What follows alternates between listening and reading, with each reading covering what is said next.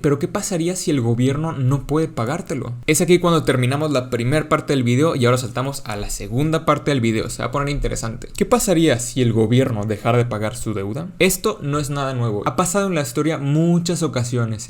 De los casos más famosos de la historia reciente tenemos el colapso de la Unión Soviética. La gente que estaba invirtiendo en bonos de la Unión Soviética, el gobierno entró en bancarrota y ya no tenía dinero para pagar. Otro caso fue cuando Grecia entró en una crisis económica en el 2014 y no fue capaz de pagar a sus deudores la deuda que tenía en el país. De las naciones que terminaron pagando la deuda de Grecia tenemos mayoritariamente Alemania, seguido por Francia, Italia y otros países de la Unión Europea. Fue aquí, con estos pequeños eventos, que empezó a surgir de Inglaterra de, oye, ¿por qué rayos seguimos en la Unión Europea si tenemos que andar rescatando a estos güeyes que no tienen la menor idea de cómo hacer negocios? Terminó siendo una de las detonaciones del por qué tenemos Brexit. Y bueno, ¿cuál es el supuesto que en México o en los Estados Unidos el gobierno no sea capaz de pagar a sus deudores? El gobierno entre en default, así se le llama cuando un gobierno no es capaz de pagar sus deudas. Que no tenga liquidez, que haya un cambio de gobierno, que el mismísimo gobierno colapse. Y ahora la pregunta del millón, ¿puede que eso le pase al gobierno de México, al gobierno de los Estados Unidos mexicanos, el que no pueda pagar sus deudores? Lo veo muy poco probable y te voy a explicar por qué. Pero primero vamos a ver un poco el timeline, cómo en la historia se ha dado este tipo de colapsos. Tenemos datos desde el Renacimiento, 1500 en España. Por todo un siglo tenemos a España. Qué flojeras donde cada 10 años tengas algún tipo de colapso del gobierno de España. La verdad no me sorprende porque en esta época tuvieron una ideología de vamos a saquear todo lo que podemos del continente americano, así arreglar nuestros pedos locales.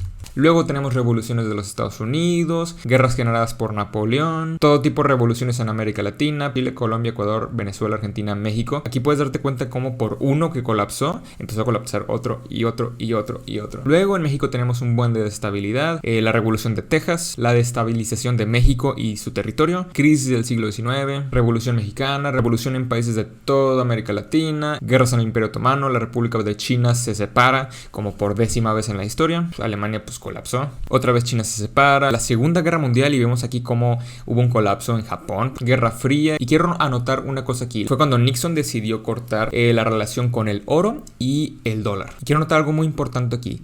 Esto y después de la Gran Depresión, el gobierno de los Estados Unidos ha sido la última vez en la que no ha dejado de pagar a sus deudores. Claro, existe la posibilidad de que un estado colapse o un gobierno local colapse, pero en realidad el gobierno de los Estados Unidos que colapse.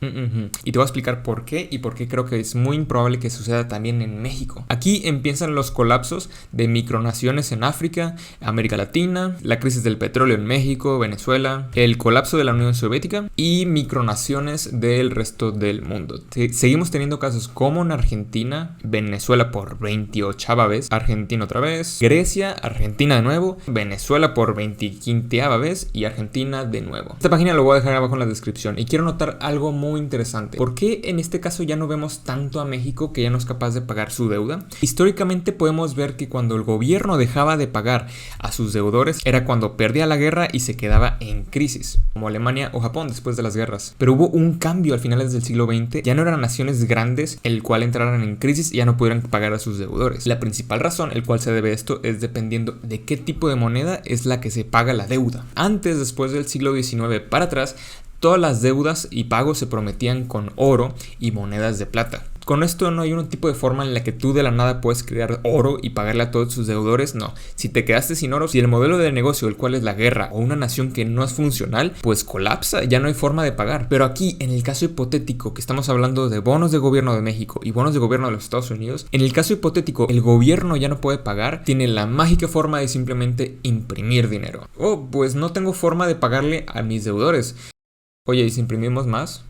Buena idea. Y ya, con eso se volvió a pagar el CETE. Ha sucedido en Estados Unidos y ha sucedido en México. Pero Cristóbal, tenemos mecanismos de democracia donde tiene que pasar por el Congreso y el Banco de México y el Banco de Estados Unidos, una institución independiente del gobierno. Sí, estás en todo lo correcto, pero si en algún día llega a haber algún tipo de crisis, no les cuesta absolutamente nada al Congreso decir: oye, pues quitemos la autonomía del Banco de México y ahora que el Banco de México se ponga a imprimir dinero para pagar la deuda de mexicanos. Y ya, se paga la deuda. Eso solo es capaz de suceder en naciones donde la currency tiene algún tipo de valor en el mercado internacional. Pero por eso vemos que en micronaciones como África, Camerún, Nigeria, Madagascar, Ecuador, es cuando la deuda es en dólares y no en su moneda local. Le sucedió a Grecia, pero porque se endeudó con el Banco Mundial. Y no es como que Grecia pueda imprimir de la nada más euros. Esa tarea le corresponde a la Unión Unión Europea. No importa qué tanto Grecia quisiera imprimir más dinero, no puede. Pero en cambio, si México quiere imprimir más dinero, lo va a poder hacer. Al menos que la deuda sea con dólares o una moneda el cual es extranjera a la local, es ahí cuando preocúpate de que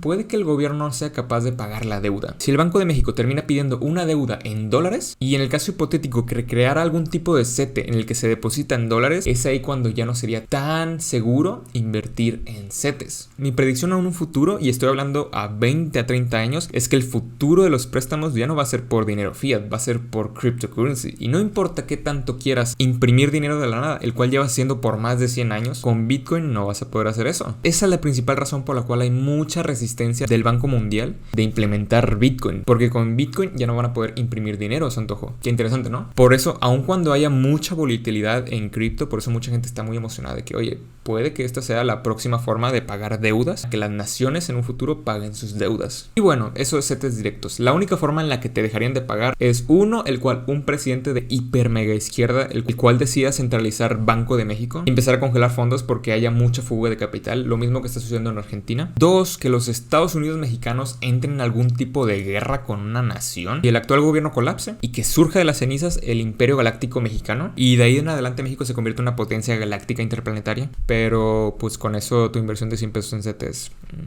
no te lo van a pagar. Y bueno, ya dejemos de filosofar y hablar de historia. Con eso terminamos la segunda parte de este video. Pues ya está, esos son certificados del gobierno. Personalmente sé que son de las inversiones más aburridas que hay porque sus rendimientos son muy bajos y no tienes que hacer absolutamente nada. Pero ahora ya sabes cómo hacerlo tú de tu propia cuenta y no tengas que depender de intermediarios. Porque el problema de tener intermediarios es que ellos se quedan con una parte del pastel. Por ejemplo, la aplicación de Dean, de Actinver, lo único que ellos hacen es invertir en CETES y el rendimiento está del 2%. Esa diferencia del 2% es una parte del pastel el cual ellos se quedan. Y pues está bien, es un negocio y tiene que ser rentable. Pero hablando de inversiones, entre menos personas en intermedio tengas, mucho mejor va a terminar siendo tus ganancias y parte del pastel. Con eso terminamos el video de CETES. Espero que te haya gustado. Me tomó muchas horas de investigar este tema para ponértelo a ti en bandeja de plata. Y apreciaría mucho si pudieras darle un me gusta y suscribirte en el canal si no lo has hecho todavía. Mi nombre es Cristóbal Alí. Me puedes encontrar en todas las redes sociales como GuruCrypt. Si tienes alguna duda, mándame un mensaje y nos ponemos a platicar. Estás viendo GuruCrypt y nos seguimos viendo. Bye.